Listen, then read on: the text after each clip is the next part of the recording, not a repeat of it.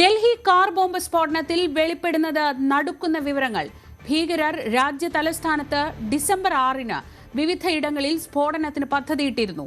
ഉമർ നബിക്കും സംഘത്തിനും തുർക്കി ബന്ധവുമുണ്ട്. ഭീകരപ്രവർത്തനത്തിന് ഉപയോഗിച്ച മൂന്നാമത്തെ കാറും അന്വേഷണ സംഘം കണ്ടെത്തി. 32 സെക്കൻഡ് ഹാൻഡ് കാറുകൾ വാങ്ങാൻ ഇക്കൂട്ടർക്ക് നീക്കമുണ്ടായിരുന്നു. ഭീകരപ്രവർത്തനങ്ങൾക്ക് ഉമറും സംഘവും 20 ലക്ഷം രൂപ സമാഹരിച്ചതിനും NIAക്ക് തെളിവുകൾ ലഭിച്ചു. അന്വേഷണ വിവരങ്ങൾ ലഭിച്ചതിന് പിന്നാലെ അമിത്ഷായുടെ നേതൃത്വത്തിൽ ഡൽഹിയിൽ ഉന്നതതല യോഗം ചേർന്നു. അതേസമയം സ്ഫോടനത്തിൽ മരിച്ചവരുടെ എണ്ണം 13ആയി. അഭിലാഷ് രാധാകൃഷ്ണൻ വിവരങ്ങളുമായി. അഭിലാഷ്, ഒരു യാദൃച്ഛികമായി വാഹനം പോകുന്നതിനിടെ ഉണ്ടായ ഒരു അപകടമല്ല, മറിച്ച് വളരെ ആസൂത്രിതമായി നടപ്പാക്കുമായിരുന്ന ഒരു പദ്ധതിയുടെ ഭാഗമാണ് ഇപ്പോഴുണ്ടായ സ്ഫോടനമെന്ന് വേണം മനസ്സിലാക്കാൻ. വലിയ ഒരു അപകടങ്ങളുടെ പരമ്പര തന്നെ പദ്ധതി ഇട്ടിരുന്നു എന്നുകൂടി വിവരങ്ങൾ വരുമ്പോൾ എത്രമാത്രം ജാഗ്രതയിലാണ് സർക്കാർ സംവിധാനങ്ങൾ? ശ്രീജ, ഇപ്പോൾ പുറത്തു വരുന്ന വിവരങ്ങൾ, ചെങ്കോട്ടയ്ക്ക് മുന്നിൽ ഉണ്ടായ സ്ഫോടനത്തിന് പിന്നാലെ പുറത്തു വരുന്നത് ഞെട്ടിപ്പിക്കുന്ന വിവരങ്ങളാണ്. ഒരു പക്ഷേ രാജ്യത്തെ തന്നെ അസ്ഥിരപ്പെടുത്താവുന്ന തരത്തിലുള്ള വലിയ രീതിയിലുള്ള പദ്ധതികളാണ് ഇവർ ഈ ഭീകരർ പദ്ധതിയിട്ടിരുന്നത് എന്നുള്ളതാണ് ഇപ്പോൾ ലഭിക്കുന്ന വിവരങ്ങൾ. ഇവർക്ക് തുർക്കി, പാകിസ്ഥാൻ തുടങ്ങിയ രാജ്യങ്ങളുമായി ബന്ധമുണ്ടെന്നുള്ള വിവരങ്ങൾ പുറത്തു വരുന്നു. മാത്രമല്ല, ഇവരുടെ ബന്ധുക്കൾ, സുഹൃത്തുക്കൾ, ഇവർക്കൊപ്പം ഉണ്ടായിരുന്ന ആളുകൾ, ഇങ്ങനെ എല്ലാവർക്കും ഇതിൽ ബന്ധമുണ്ട്. അതായത് ഈ ഒരു 4-5 ഡോക്ടർമാരിൽ ഒതുങ്ങുന്നതല്ല ഈ ഭീകര പ്രവർത്തന അവരുടെ രീതികൾ എന്നുള്ളതാണ് ഇപ്പോൾ പുറത്തു വരുന്നത്. ഇത് ഏറ്റവും അവസാനമായി ഇപ്പോൾ ഒരു ആരിഫ് മുഹമ്മദ് എന്ന് പറയുന്ന ഒരു ഡോക്ടർ കൂടി പിടിയിലായിരിക്കുന്നു. അയാൾ ഈ ഷഹീൻ എന്ന് പറയുന്ന വനിതാ ഭീകരവാദിയുടെ സുഹൃത്താണെന്നുള്ള വിവരങ്ങൾ പുറത്തു വരുന്നു. ഇവർ തമ്മിൽ പരസ്പരം നിരവധി സമയം സംസാരിച്ചതിൻ്റെ തെളിവുകൾ പുറത്തു വരുന്നു. മാത്രമല്ല, ഇപ്പോൾ ബോംബ് സ്ഫോടനത്തിൽ മരിച്ച ഈ ഉമർ നബി എന്ന് പറയുന്ന ആളുടെ ബന്ധു ഫഹീം എന്ന് പറയുന്ന യുവാവ് കസ്റ്റഡിയിലായിരിക്കുന്നു. അതുപോലെ തമീം, ഖാസിം, താജ് തുടങ്ങിയിട്ട് നിരവധി പേരുകൾ ഇങ്ങനെ ഓരോ ദിവസം കഴിയും തോറും അല്ലെങ്കിൽ ഓരോ മണിക്കൂറുകൾ കഴിയും തോറും ഇവരുമായി കണക്റ്റഡ് ആയിരിക്കുന്ന ആളുകളുടെ എണ്ണം ഇങ്ങനെ കൂടിക്കൊണ്ടിരിക്കുന്നു. അവരെ എല്ലാം കസ്റ്റഡിയിൽ എടുക്കാൻ കഴിയുന്നു എന്നുള്ളത് ആശ്വാസകരമാണെങ്കിലും ഇതിങ്ങനെ എവിടെ ചെന്ന് അവസാനിക്കുമെന്നുള്ളതാണ് ഏറ്റവും പ്രധാനപ്പെട്ട വിവരം. കാരണം ഈ ഉമർ നബിയും മുസമ്മലും തുർക്കിയിൽ പോയിരുന്നു. അവിടുത്തെ ചില ആളുകളുമായി ബന്ധമുണ്ടെന്നുള്ള വിവരങ്ങൾ പുറത്തു വരുന്നു. സെഷൻസ് എന്ന് പറയുന്ന ഒരു ആപ്പിലൂടെ ഇവർ സംസാരിക്കുന്നു. അത് എൻഡ് ടു എൻഡ് എൻക്രിപ്റ്റഡ് ആപ്പാണ്. അതുകൊണ്ട് തന്നെ അതിൽ നിന്നുള്ള വിവരങ്ങൾ എടുക്കാൻ സമയമെടുക്കും. തുടങ്ങി അന്വേഷണ സംഘത്തിന് മുന്നിൽ വലിയ രീതിയിലുള്ള വെല്ലുവിളികളുണ്ട്. ഒരുപാട് സ്ഥലങ്ങളിൽ ഇയാൾ കറങ്ങി നടന്നതിൻ്റെ വിവരങ്ങളുണ്ട്. ഡൽഹിയിൽ എങ്ങനെ ഇയാൾ ഇത്രയും നേരം, അതായത് രാവിലെ മുതൽ വൈകുന്നേരം 7 മണി വരെ ഇയാൾ എങ്ങനെ ഇവിടെ കിടന്ന് കറങ്ങി, അതുമായി ബന്ധപ്പെട്ടുള്ള കാര്യങ്ങൾ, ഇയാൾ പള്ളിയിൽ പോയി നിസ്കരിക്കുന്നതിൻ്റെ ദൃശ്യങ്ങൾ നമുക്ക് ലഭ്യമായിട്ടുണ്ട്. അങ്ങനെ ഈ ഡൽഹി ബ്ലാസ്റ്റുമായി ബന്ധപ്പെട്ട് അന്വേഷണ സംഘത്തിന് മുന്നിൽ കടൽ പോലെയാണ് കാര്യങ്ങൾ ഇനി മുന്നിൽ കണ്ടെത്താനുള്ളത്.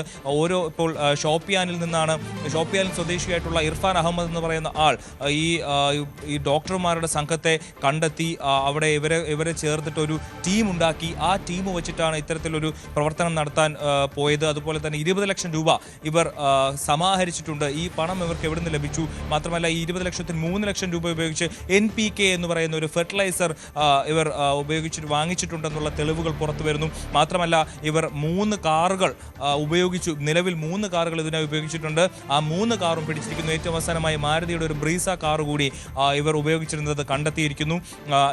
മാത്രമല്ല, 32ഓളം സെക്കൻഡ് ഹാൻഡ് കാറുകൾ വാങ്ങാനായിട്ട് ഇവർ പദ്ധതി ഇട്ടിരുന്നതിൻ്റെ വിവരങ്ങൾ പുറത്തു വരുന്നു. അങ്ങനെ രാജ്യം മുഴുവൻ ഡിസംബർ 6-ന് ബാബറി മസ്ജിദ് തകർത്തെറിഞ്ഞ ആ ദിവസത്തിൻ്റെ വാർഷിക ദിനത്തിൽ ഡിസംബർ 6-ന് ഡൽഹിയിൽ പലയിടങ്ങളിലായി ബോംബ് സ്ഫോടനങ്ങൾ നടത്തി വലിയ രീതിയിലുള്ള ഒരു ആസൂത്രണമാണ് ഇവർ നടത്തി വന്നിരുന്നത്. ആ ആസൂത്രണങ്ങളെല്ലാം ഭാഗ്യവശാൽ പൊളിഞ്ഞിരിക്കുന്നു. നമ്മുടെ അന്വേഷണ ഏജൻസികൾ അതെല്ലാം തകർത്തിരിക്കുന്നു എന്നുള്ളതാണ് ഏറ്റവും പ്രധാനപ്പെട്ട വിവരം. നമുക്ക് ഊഹിക്കാവുന്നതേ ഉള്ളൂ. 2900 കിലോയോളം ഈ ഇത്തരത്തിൽ സ്ഫോടക വസ്തുക്കൾ ഇവർ ശേഖരിച്ചിട്ടുണ്ടെങ്കിൽ അത് എവിടെയൊക്കെ ഉപയോഗിക്കാനായിരുന്നു, അത് എങ്ങനെയൊക്കെ ഉപയോഗിക്കാനായിരുന്നു? കാരണം ഇപ്പോൾ ഇവർ ഒരു i20 കാറിൽ അബദ്ധത്തിൽ പൊട്ടിത്തെറിച്ച സാധനം അത് തന്നെ 13 പേരുടെ ജീവൻ ഇപ്പോൾ നഷ്ടപ്പെടുത്തിയിരിക്കുന്നു. അപ്പോൾ അവൾ പദ്ധതിയിട്ട് ഒരു സ്ഫോടനം നടത്തിയിരുന്നെങ്കിൽ അങ്ങനെ നിരവധിയിടത്ത് നടത്തുമ്പോൾ എന്തുമാത്രം വലിയൊരു ആഘാതമാണ് നമ്മുടെ രാജ്യത്തിന് ഉണ്ടാകേണ്ടത് എന്നുള്ളതായിരുന്നു. പക്ഷേ ഭാഗ്യവശാൽ അത്തരം കാര്യങ്ങളിലേക്കൊന്നും കാര്യങ്ങൾ എത്തിയില്ല. അതിന് കാരണം ഒക്ടോബർ 19 ശ്രീനഗറിലുണ്ടായ ശ്രീനഗറിൽ ചിലർ പോസ്റ്റർ ഒട്ടിക്കുന്ന കാര്യങ്ങളിലേക്ക് സംഭവം എത്തിയിരുന്നു. അതിനുശേഷം ആ അന്വേഷണം നടത്തിയ സുന്ദീപ് ചക്രവർത്തി എന്ന് പറയുന്ന IPS ഉദ്യോഗസ്ഥനാണ് ഈ സംഭവങ്ങളിലെല്ലാം ചുരുളഴിക്കുന്നതിലേക്ക് കാര്യങ്ങൾ കൊണ്ടെത്തിച്ചത്. അവിടെ നിന്നും തുടങ്ങിയ അന്വേഷണമാണ് ഇപ്പോൾ ഇത്ര വലിയൊരു ഭീകര പ്ലോട്ട് ഇപ്പോൾ ചുരുളഴിച്ച് പുറത്തു കൊണ്ടുവന്നിരിക്കുന്നത്. രാജ്യത്ത് പലയിടങ്ങളിലായി UP-യിലും ഹരിയാനയിലും ജമ്മുവിലുമായി വികസിച്ച് കടന്ന ഒരു ടെറർ ഗ്രൂപ്പിനെ പിടികൂടിയിരിക്കുന്നു. അവർ ഏതൊക്കെ തരത്തിലാണ് സന്ദേശങ്ങൾ പരസ്പരം കൈമാറിയിരുന്നത് അടക്കമുള്ള കാര്യങ്ങൾ പുറത്തു വരുന്നു. മാത്രമല്ല ഏറ്റവും പ്രധാനപ്പെട്ട മറ്റൊരു വിവരം, ഡോക്ടർ ഷഹീൻ സയ്യിദ് എന്ന് പറയുന്ന ഈ കൂട്ടത്തിലുണ്ടായിരുന്ന വനിതാ ഭീകരവാദി അവർ മസൂദ് അസറുമായി ബന്ധമുള്ള ആളാണെന്നുള്ള വിവരങ്ങൾ പുറത്തു വരുന്നു. പാകിസ്ഥാനുമായി ജെയ്ഷെ മുഹമ്മദിൻ്റെ തലവനാണ് ഈ മസൂദ് അസർ. ഇയാളുമായി അടുത്ത ബന്ധമുള്ള ആളാണ് ഇവർ എന്നുള്ളത് പുറത്തു വരുന്നു. അങ്ങനെ മസൂദ് അസറുമായി ബന്ധമുള്ള ഇവർ കാൺപൂരിലെ ഒരു മെഡിക്കൽ കോളേജിൽ അവിടുത്തെ അവിടുത്തെ ഒരു ഡിപ്പാർട്ട്മെൻറ്റിൽ HOD ആയി പ്രവർത്തിച്ചിരുന്നു എന്നുള്ളത് ഏറ്റവും നമ്മളെ ഭയപ്പെടുത്തുന്ന ഒരു കാര്യമാണ്. ഒരു വർഷം അവിടെ അവർ HOD ആയി വർക്ക് ചെയ്തു. അതിനുശേഷം കനൗജിലേക്ക് മാറുകയാണ് ഉണ്ടായത്. അപ്പോൾ ഇവർ ഒരു വിഭാഗത്തിൻ്റെ സർക്കാർ മെഡിക്കൽ കോളേജിലെ ഒരു വിഭാഗത്തിൻ്റെ HOD ആയി പ്രവർത്തിച്ച ഇവർ എന്തുമാത്രം വിദ്യാർത്ഥികളോട് ഡോക്ടർമാരോട് സംസാരിച്ചിട്ടുണ്ടാകും. അപ്പോൾ അവരുമായിട്ടുള്ള കണക്ഷൻസ് എങ്ങനെയായിരിക്കും, അതിൽ എത്ര പേരെ ഇവരുടെ സംഘത്തിൽ ചേർത്ത് കാണും തുടങ്ങിയിട്ട് NIA സംഘത്തിന് മുന്നിൽ അന്വേഷിക്കാനുള്ളത് 1000 സംഭവങ്ങളുണ്ട്. ഓരോ മണിക്കൂർ കഴിയുമ്പോഴും പുതിയ ആളുകൾ കസ്റ്റഡിയിലാകുന്നു എന്നുള്ളതാണ്. ഈ ഡൽഹി ബ്ലാസ്റ്റുമായി ബന്ധപ്പെട്ട് ഈ 4 ദിവസങ്ങൾ കഴിയുമ്പോൾ, തിങ്കളാഴ്ച ഇത്തരത്തിലൊരു സ്ഫോടനം ഉണ്ടാകുന്നു. അതിനുശേഷം 4 ദിവസം കഴിയുമ്പോൾ ഇതിൻ്റെ പിന്നിൽ ചുരുളഴിക്കാൻ ഇനിയും ഒരുപാട് കാര്യങ്ങളുണ്ട്. അതിങ്ങനെ പോലീസും നമ്മുടെ NIA സംഘവുമെല്ലാം അന്വേഷിച്ചു കൊണ്ടിരിക്കുകയാണ്. ഇതിപ്പോൾ തുർക്കിയിൽ നിന്നുള്ള ഉക്കാസ എന്ന പേരിൽ ഈ ഉമർ നബിയോട് സംസാരിച്ച ആ ഒരു കോഡ് നെയിമിൽ പറഞ്ഞ ഹാൻഡിൽ പ്രവർത്തിപ്പിക്കുന്നത് ആരാണ്, അതിന് പിന്നിൽ ജെയ്ഷെ മുഹമ്മദിൻ്റെ ആൾക്കാരുണ്ടോ തുടങ്ങിയിട്ടുള്ള ചോദ്യങ്ങളുണ്ട്. മസൂദ് അസറുമായി ഇവർ എങ്ങനെയാണ് ബന്ധപ്പെട്ടത്, ജമാഅത്ത് ഉൽ മുമിനാത്ത് എന്ന് പറയുന്ന ജെയ്ഷെ മുഹമ്മദിൻ്റെ വനിതാ സംഘടനയുമായി ഇവർക്ക് എന്താണ് ബന്ധം, ഇവർ തമ്മിൽ എങ്ങനെ കണക്ട് ചെയ്തു, അതെന്തുകൊണ്ട് ഇതുവരെ ഇന്ത്യയുടെ ഇന്റലിജൻസിന് കണ്ടെത്താനായില്ല തുടങ്ങിയിട്ടുള്ള നിരവധി ചോദ്യങ്ങൾ കേന്ദ്ര സർക്കാരിന് മുന്നിലുണ്ട്. അതുപോലെ തന്നെ രാവിലെ മുതൽ വൈകുന്നേരം വരെ ഒരു വാഹനം നിറയെ സ്ഫോടന വസ്തുക്കളുമായി ഡൽഹിയിലെ വിവിധ ഇടങ്ങളിൽ ഈ വാഹനം സഞ്ചരിച്ചിട്ടും എന്തുകൊണ്ട് അത് കണ്ടെത്താൻ കഴിഞ്ഞില്ല, അത് കണ്ടുപിടിക്കാൻ കഴിഞ്ഞില്ല തുടങ്ങിയിട്ടുള്ള കാര്യങ്ങൾ കൂടി പുറത്തു വരുന്നുണ്ട്.